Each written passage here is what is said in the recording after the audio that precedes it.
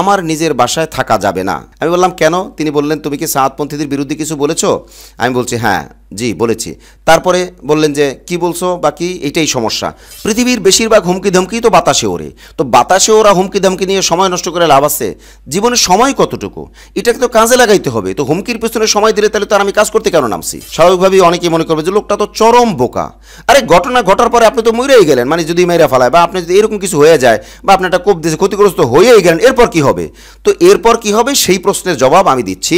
যারা মানুষকে মারতে পারে, হাড্ডি ফাটায় দিতে পারে, যারা মানুষকে আহত করতে পারে, ইজতেমার ময়দানে সাক্ষাৎকার নিতে গিয়ে দেখেছি যে এই জায়গায় কোপ, বুকে কোপ, এইরকম আক্রমণ যারা করতে পারে তারা আমার মতো ইউসুফ মাহমুদীকে মারতে পারবে না, এটা কোনো ব্যাপার? কিন্তু আমার হিসাব তো অন্যটা।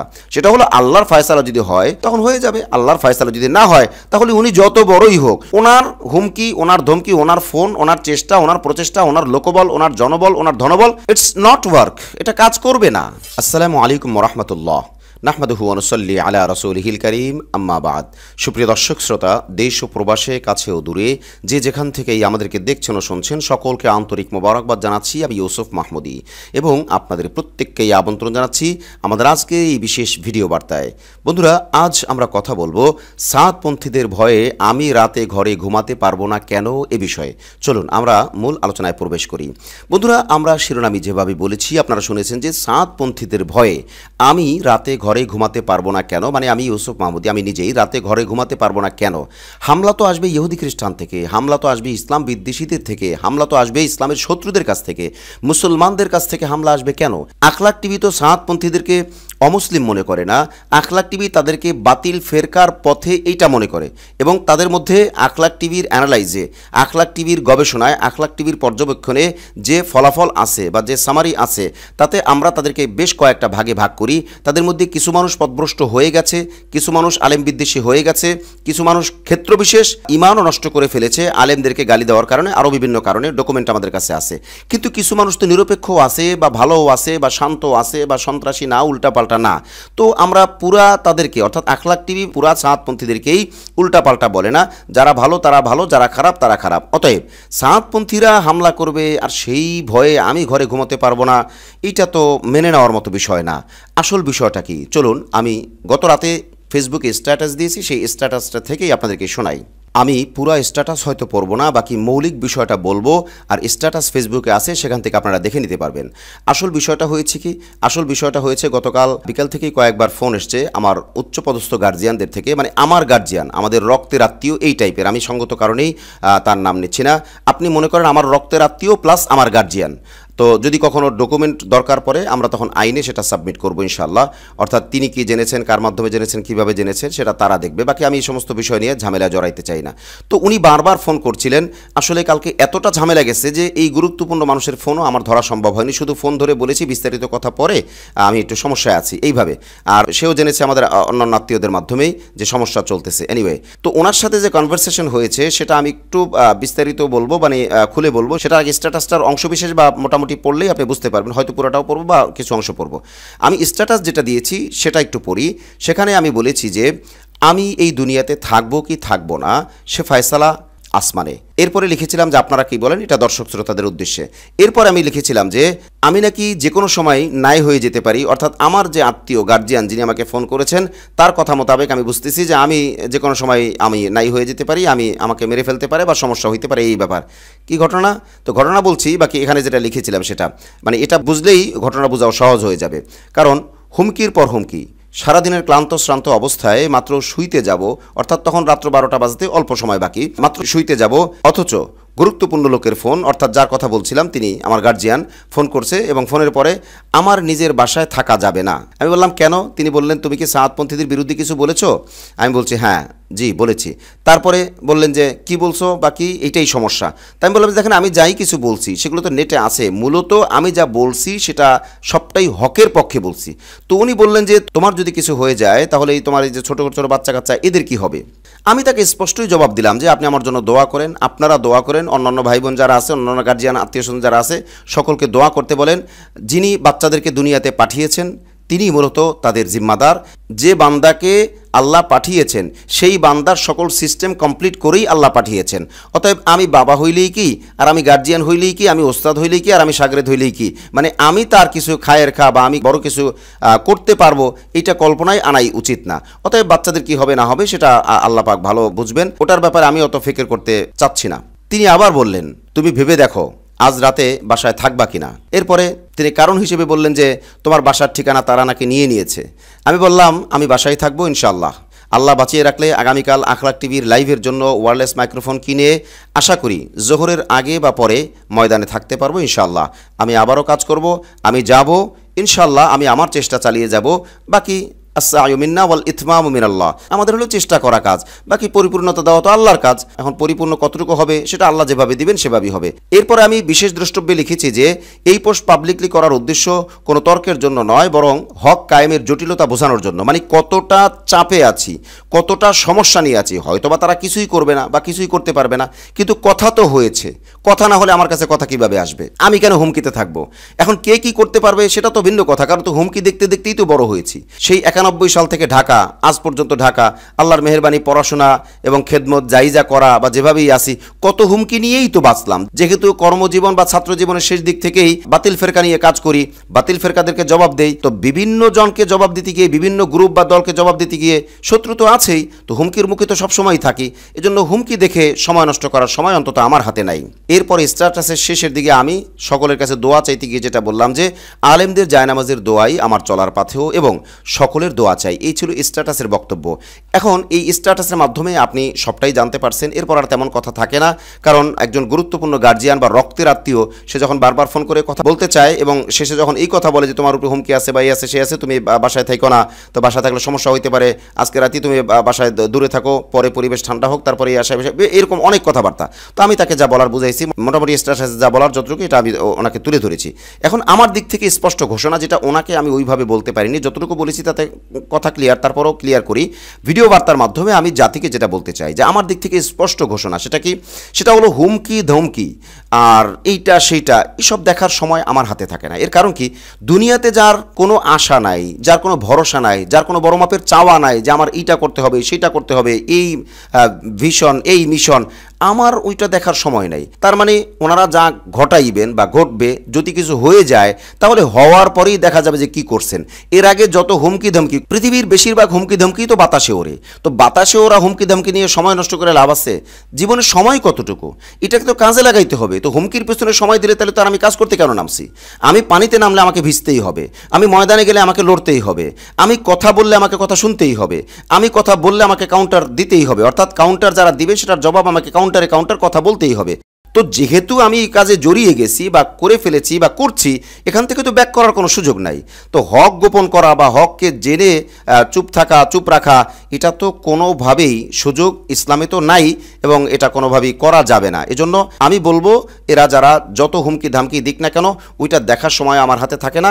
ঘটনা ঘটার পরে দেখা যাবে কি ঘটছে। স্বাভাবিকভাবেই অনেকেই মনে করবে যে লোকটা তো চরম বোকা। আরে ঘটনা ঘটার পরে আপনি তো মরেই গেলেন, মানে যদি মেরে ফেলায় বা আপনি যদি এরকম কিছু হয়ে যায় বা আপনি একটা কোপ দিয়েছে, ক্ষতিগ্রস্ত হয়েই গেলেন, এরপর কি হবে? তো এরপর কি হবে সেই প্রশ্নের জবাব আমি দিচ্ছি। আমার বক্তব্য হলো, ভাই এই কথার পিছনে আমি সময় দিয়ে আমি তো তাদের সাথে পেরে উঠবো না। যারা ইজতেমার ময়দানে হামলা করতে পারে, যারা ঘুমন্ত মুসল্লিদেরকে, নামাজরত মুসল্লিদেরকে, কোরআন পড়া মুসল্লিদেরকে যারা হামলা করতে পারে, যারা মানুষকে জবাই করতে পারে, যারা মানুষকে মারতে পারে, হাড্ডি ফাটায় দিতে পারে, যারা মানুষকে আহত করতে পারে, ইজতেমার ময়দানে সাক্ষাৎকার নিতে গিয়ে দেখেছি যে এই জায়গায় কোপ, বুকে কোপ, এইরকম আক্রমণ যারা করতে পারে, তারা আমার মতো ইউসুফ মাহমুদীকে মারতে পারবে না, এটা কোনো ব্যাপার? তো আমি তো ঘন্টার মধ্যেই নাই হয়ে যেতে পারি। এবং আমি এমন এমন বাতিল ফিরকা বা এমন এমন বড় বড় ব্যক্তিদের ব্যাপারে কথা বলেছি, তারা আমাকে চাইলে 1 ঘন্টার মধ্যে, ইউসুফ মাহমুদী নাই দুনিয়াতে, এই পাওয়ার তাদের আছে, এই জনবল, এই ধনবল, এই শক্তি তাদের আছে, তাতে তার দৌড়াইতে হবে না, শুধু ফোন করে দিবে, বলে দিবে। অর্থাৎ এইরকম পাওয়ারফুল মানুষের বিরুদ্ধে বলেছি যারা শুধু ফোন করলেই আমার মতো ইউসুফ মাহমুদীকে 1 ঘন্টার মধ্যে নাই করে দিতে পারে। কিন্তু আমার হিসাব তো অন্যটা, সেটা হলো আল্লাহর ফয়সালা যদি হয় তখন হয়ে যাবে, আল্লাহর ফয়সালা যদি না হয় তাহলে উনি যত বড়ই হোক, ওনার হুমকি, ওনার ধমকি, ওনার ফোন, ওনার চেষ্টা, ওনার প্রচেষ্টা, ওনার লোকবল, ওনার জনবল, ওনার ধনবল, ইটস নট ওয়ার্ক। এটা কাজ করবে না, সে কাজ করবে না, এটা হলো আমার বিশ্বাস। অতএব এনারা হুমকি কি যাই দেখ না কেন ওইটা দেখার সময় নেই। ঘটনা কিছু ঘটে গেলে তখন আমি যদি মারা যাই তো ঠিক আছে, আল্লাহর মেহেরবানি, তখন আমি হয়তো শহীদই হয়ে যাব ইনশাআল্লাহ। তো এটা হলো একটা। আর একটা হলো আমি যদি ক্ষতিগ্রস্ত হই তো সেটা হওয়ার পরেই দেখব, বাকি এখন কাজ চলতে থাকুক, এরপরে যেভাবে যা হয় সেটা দেখা যাবে ইনশাআল্লাহ। এক্ষেত্রে একটা কথা না বললেই নয়, ভাই আমি যদি মারাও যাই, আমার মারা যাওয়ার দ্বারা যদি ইসলামের কিছু উপকার হয়, আমার মারা যাওয়ার দ্বারা যদি তাবলীগের দ্বন্দ্বটা মিটে যায়, অর্থাৎ এটা যদি ক্লোজিংয়ে যায়, কে হেদায়েত পাবে পাবে না, কে সত্য কে মিথ্যা, ওই আলোচনা তো বহু হয়েছে। বাকি এখানে আমি যেটা বলবো, হক বাতিলের লড়াই চলছে। এখানে আমি মারা যাওয়ার দ্বারাও যদি বাতিলটা থামানো যায়, ওকে ফাইন, অসুবিধা কি? রক্ত তো কাউকে না কাউকে দিতে হবে, মানুষ দিচ্ছে, ওলামায়ে কেরাম দিচ্ছে। জান তো কাউকে না কাউকে দিতে হবে, মানুষ দিচ্ছে, ওলামায়ে কেরাম দিচ্ছে। আমি না হয় সেই মিছিলে শামিল হলাম, আলহামদুলিল্লাহ সুম্মা আলহামদুলিল্লাহ। এজন্য আমি এই সমস্ত বিষয় নিয়ে অত ঘাবড়াই না, এবং আমি খুব বড় মাপের কোনো সিকিউরিটি নিয়েও চলার কোনো সুযোগ বা সেই অ্যাবিলিটি আমার নাই। অতএব আমি সাধারণ মানুষ, আমি সাধারণভাবেই আছি আলহামদুলিল্লাহ। আমি ওলামায়ে কেরামের সাথে আছি, আলেমরা যেভাবে বলবেন আমি সেভাবেই করব, এবং আলেমদের নেতৃত্বে আমি থাকতে চাই, আলেমদের নেতৃত্ব মেনেই আমি চলতে চাই। আলেমদের দিক থেকে যা যা আসবে আমি সেটা পূর্ণাঙ্গরূপে পালন করার জন্য আখলাক টিভি টোটালি রেডি, আমি ব্যক্তিগতভাবেও রেডি। ইনশাআল্লাহ আমি আমার মতো করে কাজ করে যাব। অতএব হুমকি ধামকি যারাই দিচ্ছেন তাদের উপরে আমার একটা আবেদন, সেটা হলো আপনি যাই কিছু করবেন আল্লাহর দিকে তাকাইয়া চিন্তা করে এরপরে কইরেন। কেন? আপনার কাজের জবাব আপনাকে দিতে হবে আল্লাহর কাছে। সেটা কিন্তু আপনার নেতা, আপনার আমির, আপনার ভাই, আপনার দল কেউ দিবে না। এটাই বাস্তব কথা। আমি যেমন কাজ করতেছি আল্লাহর উপরে ভরসা করে, বুঝা শুনা যে আমার কাজের জবাবদিহিতা অন্য কেউ করবে না, এটা আমাকেই করতে হবে। তো আমি আল্লাহর কাছে জবাব দিতে পারবো বলেই বা এই মর্মেই বা আমার কাছে যতটুকু জ্ঞান আছে, আমি যতটুকু বুঝি দুনিয়া সম্পর্কে, ইলম যতটুকুই আছে, এটা নিয়েই আমি আমার মতো আগাইতেছি। তো আপনিও আপনারটাকে একটু যাচ পড়তাল কইরা এরপরে আগাইয়েন। আমাকে হামলা করবেন নাকি করবেন না, আমার কথা নিবেন নাকি নিবেন না, আমার দাওয়াত গ্রহণ করবেন নাকি করবেন না, আমি কি দালাল না আলাল, আমি আবুল না বাবুল, আমি কে, এইটা আপনি একটু যাচাই বাছাই করেন, আপনি একটু দেখেন। এরপরে আল্লাহর বিধান, আল্লাহর ভয়, এক কথায় শরীয়তের বিষয়, এই বিষয়গুলো মাথায় রেখে এরপরে যদি আগান, তাহলে আমার মনে হয় যে আপনি দুনিয়া ও আখিরাতে ক্ষতিগ্রস্ত হবেন না।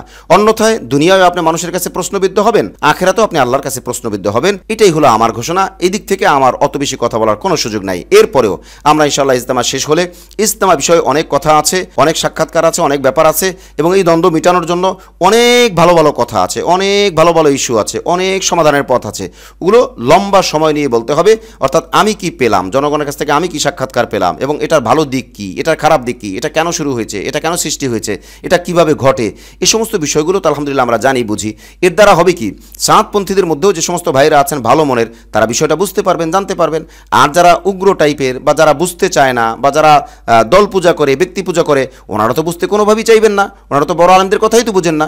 অতএব সমাধানের পথে আখলাক টিভি যাচ্ছে, আপনারা আমাদের সাথে থাকবেন, এই আবেদন আপনাদের কাছে। আর আমার দিকটা শুধুমাত্র আপনাদের কাছে একটাই চাওয়া, সেটা হলো আপনার জায়নামাজে আমি দোয়ায় শামিল থাকতে চাই। That's enough. এটা আমার জন্য যথেষ্ট। আপনার জায়নামাজের দোয়ায় আমি শামিল থাকতে চাই। আরও যদি কেউ একটু সন্দেহের মধ্যে থাকে, উনি এত কথা বলতেছে, উনি কি ভালো নাকি কেমনে জানি না, এইটাও যদি হয় আপনার মধ্যে, আমার কাজকে যদি আপনি বুঝতে না পারেন, আখলাক টিভির কাজকে যদি আপনি বুঝতে না পারেন, তাহলে আপনি একটা কাজ করতে পারেন, জায়নামাজের দোয়ায় বসে, আল্লাহ তুমি তো জানো এই লোকটা কে, মানে সে ভালো না মন্দ, সে কি ভালোর বেশ ধরেছে নাকি ভেতর থেকেই ভালো, সে কি আসলে ভালো চায় নাকি আসলে ভালো চায় না, এই বিষয়গুলো তো তুমি জানো। তো আল্লাহ, যদি সে আসলে ভালো চায়, যদি সে এই দুইটা দলের দ্বন্দ্ব মিটে যাক এটা চায়, যদি সে তাবলিগের ভালো চায়, যদি সে তাবলিগ আগের মতো হয়ে যাক, যদি সে তাবলিগ দ্বারা আম জনতা আরও বেশি ফায়দামন্দ হোক, এটা সারা দুনিয়াতে নির্বিঘ্নে চলতে থাকুক, এই ভালোগুলি যদি সে চায়, ইউসুফ মাহমুদি যদি এই ভালোগুলো চায়, তুমি তাকে রক্ষা করো। তো আপনি যদি আল্লাহর উপরে ন্যস্ত করেন, তো আল্লাহ তো জানে, সেখানে তো আর আপনার যাচাই বাছাইয়েরও দরকার পড়বে না। আপনি তো আল্লাহকে এভাবেই বলছেন যে আল্লাহ যদি সে ভালো করে, তো আল্লাহ জানে আমি ভালো করি না করি, তো যদি ভালো করি তাহলে আমার জন্য এই দোয়াটা আমি আপনার কাছে চাই, আপনাদের কাছে চাই। আর একটা ঘোষণার মাধ্যমেই আমরা এই আলোচনা শেষ করছি, সেটা হলো যে অনেকেরই চাওয়া পাওয়া অনেক ব্যাপার স্যাপার, জাতীয় মিডিয়ার মতো এরা এই করছে, এরা সেই করছে, এইটা আপনারা এত ছোট কেন, আপনারা এইভাবে কেন। ভাই, একটা তো অ্যাবিলিটির ব্যাপার আছে, তাই না? কোথায় কি জাতীয় মিডিয়া আর কোথায় আমরা? জাতীয় মিডিয়ার এক একটা ক্যামেরা কত আপনি জানেন? জাতীয় মিডিয়ার মানে এক একটা সেক্টরে কি পরিমাণ ধনবল জনবল, কি পরিমাণ ইনভেস্ট, কি পরিমাণ তাদের মানে পরিধি, এটা তো আপনার কল্পনায়ও নাই। আপনি তো শুধু দেখতেছেন তারও একটা ভিডিও, আখলাক টিভিরও একটা ভিডিও, কিন্তু এই ভিডিওটা কোন জায়গা থেকে কোন প্রসেসিংয়ে আসছে, তার একটা ভিডিও ক্রিয়েটে কতজন মানুষ খাটতেছে, কোন স্টুডিও ব্যবহার হইতেছে, কোন ক্যামেরা ব্যবহার হইতেছে, কোন প্রযুক্তি ব্যবহার হইতেছে, ওই জিনিসটা তো আপনাকে মাথায় নিতে হবে। আর আখলাক আখলাক টিভি ছোট্ট একটা মিডিয়া, এখানে কি ব্যবহার হইতেছে, হ্যাঁ এটাও মানসম্মত, তো মাঠ পর্যায়ের মধ্যে আলহামদুলিল্লাহ প্রথম শ্রেণী বলা চলে, মাঠ পর্যায়ের মধ্যে, কিন্তু জাতীয় মিডিয়ার তো ধারে কাছেও নাই। তো সোশ্যাল মিডিয়ার মধ্যে প্রথম শ্রেণী হইলেও এটা মাঠ পর্যায়ের মিডিয়া, আপনাকে ওভাবেই ভাবতে হবে। এবং জাতীয় মিডিয়ার আশা আখলাক টিভিতে করা ভুল।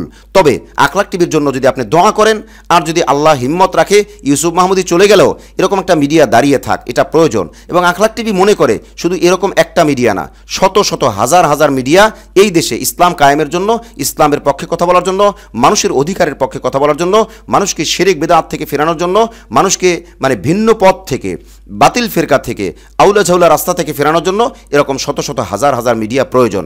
অতএব আখলাক টিভির জন্য দোয়া চাই। আখলাক টিভিকে যদি আল্লাহ কবুল করেন, ইনশাআল্লাহ আস্তে আস্তে উত্তরোত্তর উন্নতি আপনারা দেখতে পাবেন। আর আপনাদের সার্বিক সহযোগিতা থাকলে, আপনাদের সাপোর্ট থাকলে, যেহেতু সোশ্যাল মিডিয়া সাপোর্টের প্রয়োজন, আপনাদের সাপোর্ট থাকলে অনেক দূর এগিয়ে যেতে পারবো। এটাই হলো আমাদের আশা, চাওয়া বা আপনাদের কাছে আবেদন। আজ তাহলে এই পর্যন্তই। দেখা হচ্ছে পরবর্তী কোনো লাইভে অথবা পরবর্তী কোনো ভিডিও বার্তা ইনশাআল্লাহ। আসসালামু আলাইকুম ওয়া রাহমাতুল্লাহি ওয়া বারাকাতুহু।